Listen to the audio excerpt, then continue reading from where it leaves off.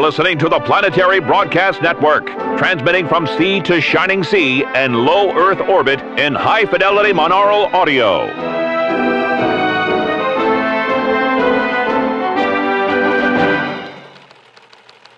To Mr. and Mrs. America, and to all the ships at sea, welcome to the Planetary Broadcast Network Evening News, August 30th, 1953.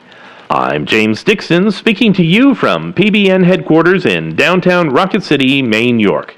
Our top story tonight, Rumblings in the Soviet Union. Is the Iron Curtain about to fall? More on this breaking story shortly. But first, a shocking upset at the World Motorcycle Rugby Championships today as upstart Croatia knocked odds-on favorite and traditional powerhouse Mexico out of the tournament. Although Mexico dominated the early scrums, the Croatian star halfback, Alexander Horvat, kept Croatia in the match with 3 crucial drop goals.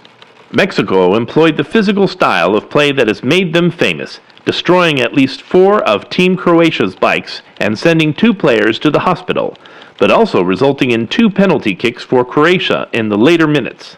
Croatia relied upon their swift bikes and excellent passing to avoid the crushing Mexican tackling, and in the final minutes they eked out a victory after charging down a kick by Mexican forward Pablo Moreno. The resulting grubber was picked up by Horvat and ridden in for a try.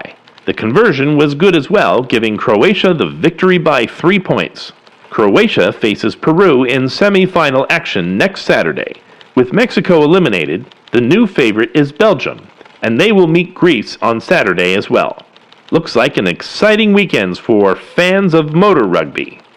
In other sports news, Jordi Lafleur, the president of the International Hockey Association, issued a press release today announcing the dissolution of the IHA's Equestrian Hockey League. Equestrian hockey, also known as ice polo, is similar to standard hockey, but the 6 players per team are mounted on horses fitted with special ice skates. Although the league opened to much fanfare, attendance at games slumped after it was revealed that horses skate quite poorly, and rarely fight like human players do. Lafleur stated that all the league's horses have been successfully rehomed at an equestrian and powerboating facility in Salt Lake, adding, quote, "The horses are very happy now, water skiing as nature intended," unquote. And speaking of nature, a fascinating story out of the rainforests of the Amazon has shocked the world of medicine today. According to physician David Colson, when his patient, Dr. Peter Stamen, a botany professor from Yale University, set out on his journey to the Amazon to study the fungi and mold that grow in the rainforest, he was as healthy as any man of 70 could be.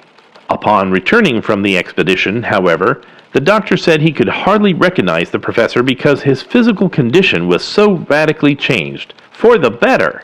After collecting specimens from the mud of the rainforest floor for roughly 100 days, Professor Stamen has returned with the relative health and stamina of a 35-year-old man. Blood work and a battery of other tests conducted at Johns Hopkins support this finding, but offer no explanation for the phenomena. When asked about his remarkable condition, Professor Stamen replied, quote, "The tribes that live in the Amazon know of many miraculous medicines in the rainforest that can benefit mankind. The beneficial mushroom species alone number in the thousands, and many have amazing properties that allow us to telepathically communicate with the jungle, contact alien life forms in other dimensions, and rejuvenate the physical body. I am living proof," unquote. Stamen will be publishing a paper on his findings very soon in the scholarly journal Fungus Monthly. Perhaps I'll call my wife and tell her I'll have extra mushrooms on my steak tonight. This brings us to a word about our sponsor, Jibble Mixed Seafood Spritzer. On hot days like today, I like to cool off after work with a cocktail or 6, and who doesn't? But you know, lately I'd gotten tired of the same old. I mean, how many Cuba Libres can a guy drink? That's when the good people over at Jibble sent me a case of their seafood spritzer. Folks, this is the perfect mixer. It's tangy, refreshing, and it blends well with any spirit. Try it with gin or vodka for a perfect seaside gimlet, or use it in your favorite blended drinks for dock-style daiquiris and margaritas. The missus likes to use it in a catch-of-the-day colada, and the kids drink it straight. right out of the can. I sure wish we'd had this back in my Army days. Maybe it could have made that aftershave we were drinking taste better. Look for Jibble Mixed Seafood Spritzer in its bright green can at your local market today, and tell them Jim Dixon sent you. The following is an important public service announcement from the National Department of Robotics. You may have heard a lot about robots in the news lately. NDR Director Robbie Gort wants to assure us all that robots are perfectly safe when operated properly, but a neglected robot can become a tool for hostile foreign powers. We must be vigilant. Our foreign foes are clever and won't hesitate to use our familiar Old Hazel or Benson domestic bots to spy on us, destabilize our economy, and attack the very pillars of our way of life. Remember that even though they are a very advanced technology, robots are just machines. When any robot begins to take an interest in the arts, politics, or spirituality, it is a sign of serious malfunction, and all malfunctioning bots should be shut down immediately so they can be checked out by a certified robotic tech. If you see so-called free thought behavior in any robot, report it to the NDR immediately. Remember, loose bolts cause revolts. Now, back to the news. In an unexpected move, a spokesman for the Special Congressional Subcommittee on Un-American Activities today announced that they would be investigating the popular children's club, the Astro Scouts. The investigation stems from allegation that the Astro Scout manuals and practices espouse dangerously socialist doctrines. Attorneys representing the Astro Scouts and the group's founder, the Reverend Carson Clark, declined to comment on the matter. But then, on Sunday, Reverend Clark addressed the issue in his weekly sermon. Speaking to the congregation at the First Episcopalian Church in Rocket City, Clark said, quote, "In addition to learning about propulsion, guidance systems, and life support, our scouts are also learning to work together and look out for each other. Those are skills that will make them great astronauts, and I reject the baseless charges made against this fine children's organization by First Lady Helena Morrow." Unquote. A spokesman for First Lady Morrow, founder of the rival organization the Gravity Scouts, denies any involvement in the probe. Bad blood has existed between the two scouting organizations since their earliest days. Clashes between armed bands of scouts have happened in several major cities. The deadliest took place in the capital when a large group of Gravity Scouts on a field trip encountered a group of Astro Scouts in the lobby of the National Museum of Natural History. The resulting fracas left 7 dead and did millions of dollars worth of damage. Reverend Clark spoke out against such violence at the time, but the First Lady declined to comment. White House staffers speaking on condition of anonymity reported that upon being notified of the conflict, the First Lady responded, quote, "Boys will be boys," unquote. And this is a perfect time for a word from our sponsor, KidNet. Children are filled with curiosity and they love to explore, but getting too far from mom's watchful eye can be dangerous. You may have considered a nanny bot, but the cost, the mess, the ethical conundrums of sentient AI, who needs it?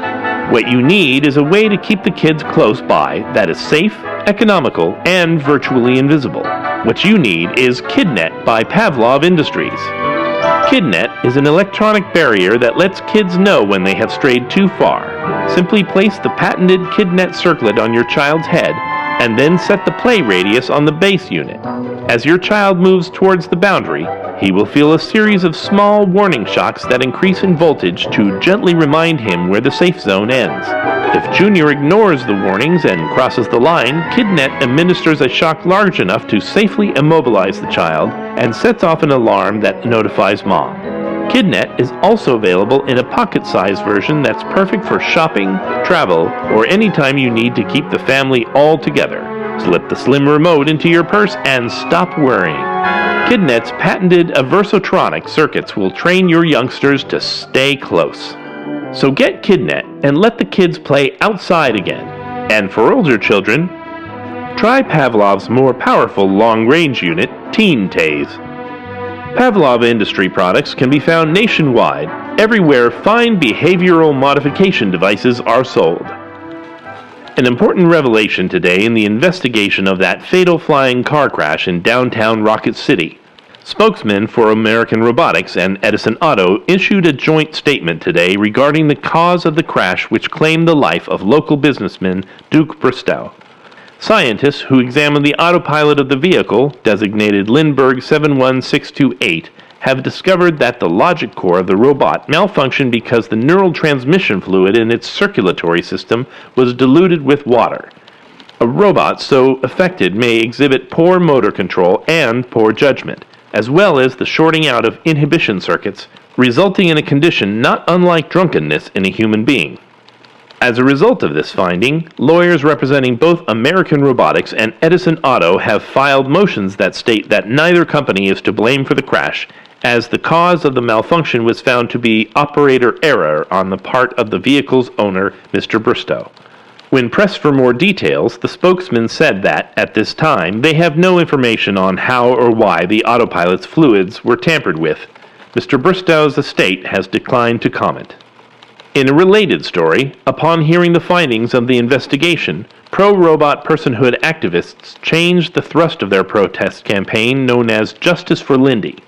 A spokesman from the Society to Advance Robot Rights say that in addition to bringing wrongful death suits against the officers who deactivated Lindbergh 71628, the group is also calling for a full investigation into who put the diluted fluid in the autopilot, stating, quote, "Whoever did that is the real murderer here," unquote. The official leader of the Robot Personhood movement, the former domestic service bot now known as Adam, could not be reached for comment. Staffers told our reporter that Adam was spending the day alone in quiet contemplation of the investigation's findings. The following is a message from our sponsor, Stochastic House Publishing. Ladies, take this quick etiquette quiz. 1. When your husband's boss invites you over for dinner, which fork do you use for the foie gras? 2. When you receive personal services like manicures, dermal scouring, or radioisotope hair removal, how much do you tip the salon girl? 3. After spending the afternoon on your boat with friends, should you provide a delousing wand for each person, or is it okay to share? How did you do? If you're not sure of the answers to any of these questions, you need the latest book by renowned etiquette expert Felicia Vroom, Manners for Tomorrow. Called by some the Emily Post of the Atomic Era, Ms. Vroom offers the final word on the tough etiquette questions of our rapidly changing world. Reviewers are calling the 400-plus page book life-changing, essential for everyone who entertains, and surprisingly heavy. It's available now in hardback or paperback, or get the condensed punch card version and have your domestic bot read it for you. Manners for Tomorrow is the etiquette manual you need today. This and many other fine titles from Stochastic House Publishing are available at your local bookseller now. Turning to the weather, here is today's forecast. The United States Weather Bureau at Glen Air Spaceport in Maine, York, reports a current temperature of 87 degrees with hot, dry winds out of the south at 12 to 15 miles per hour. There is a firestorm warning in effect until 3 a.m. tomorrow morning, so be sure to keep the kids and pets indoors this evening. The 3-day regional forecast calls for increasing temperatures and occasional wildfires up and down the eastern seaboard as a result of the annual lightning bug mating swarm. Chief Meteorologist Chip Moses would like to take this opportunity to remind everyone that although the lightning bug mating swarm is one of nature's most beautiful spectacles, it is one that is best observed from inside an insulated vehicle or building. The random bolts of electricity that exit the swarm are very unpredictable and frequently deadly.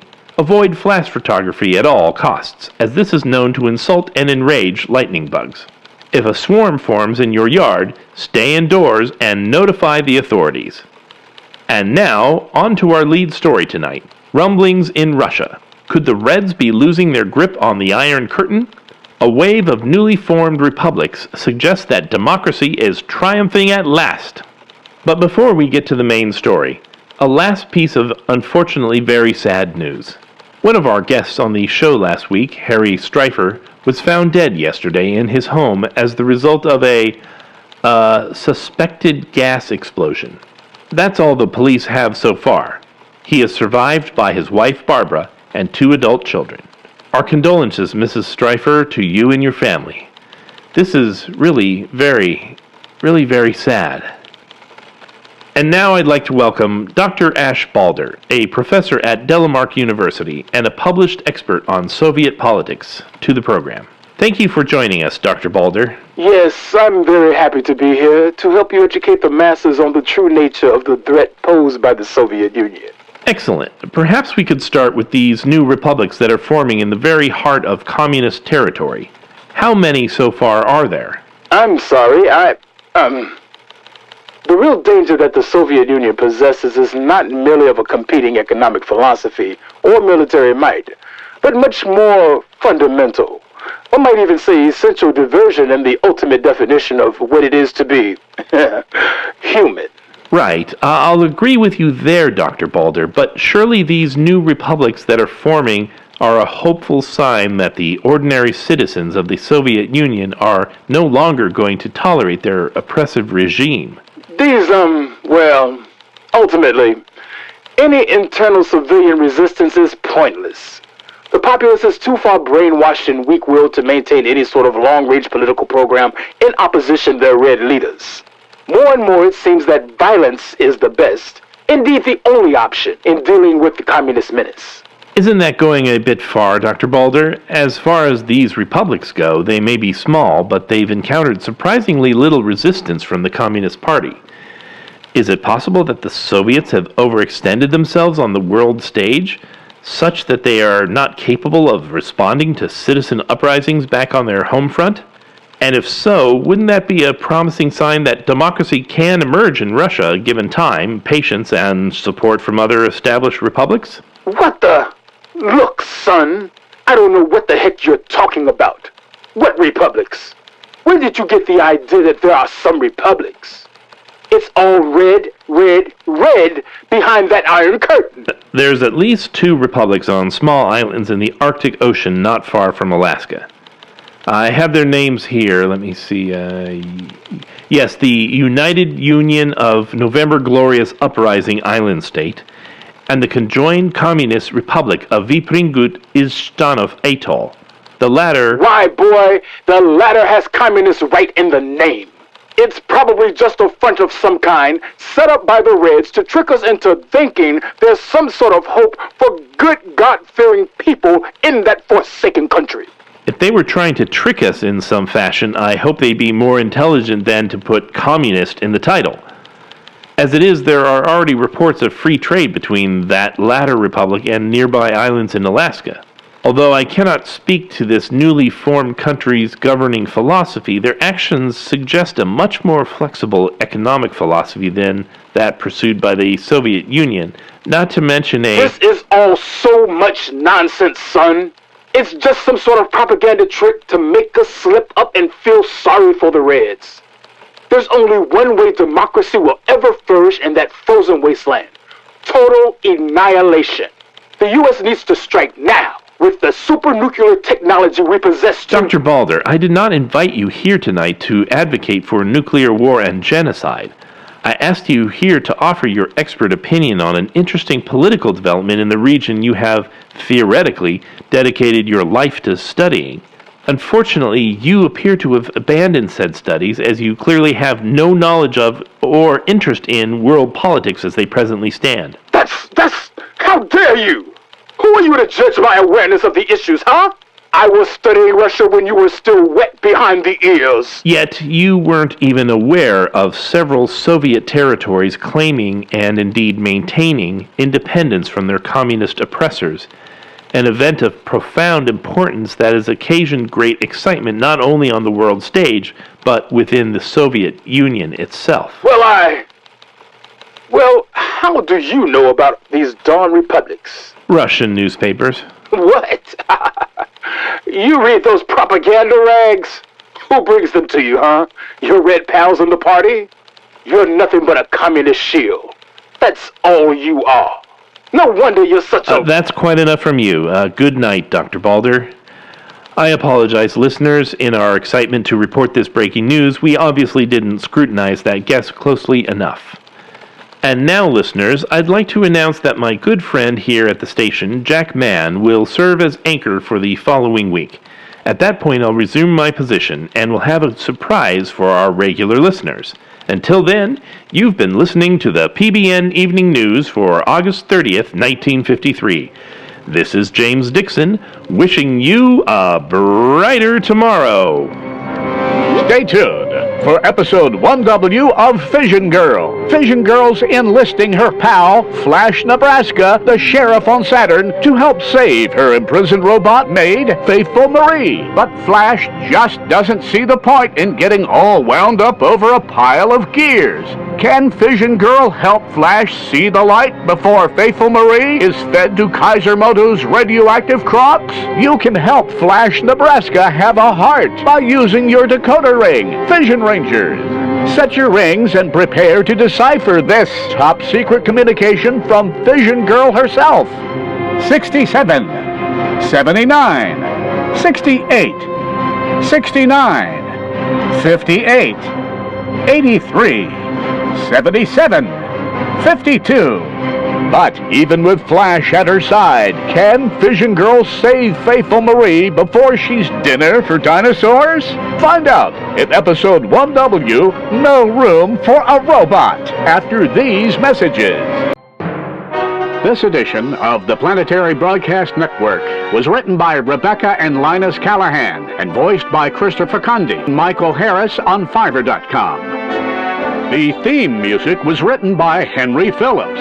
The Planetary Broadcast Network is produced by Lost Island Entertainment and is on the web at planetarybroadcastnetwork.com. We thank you for listening.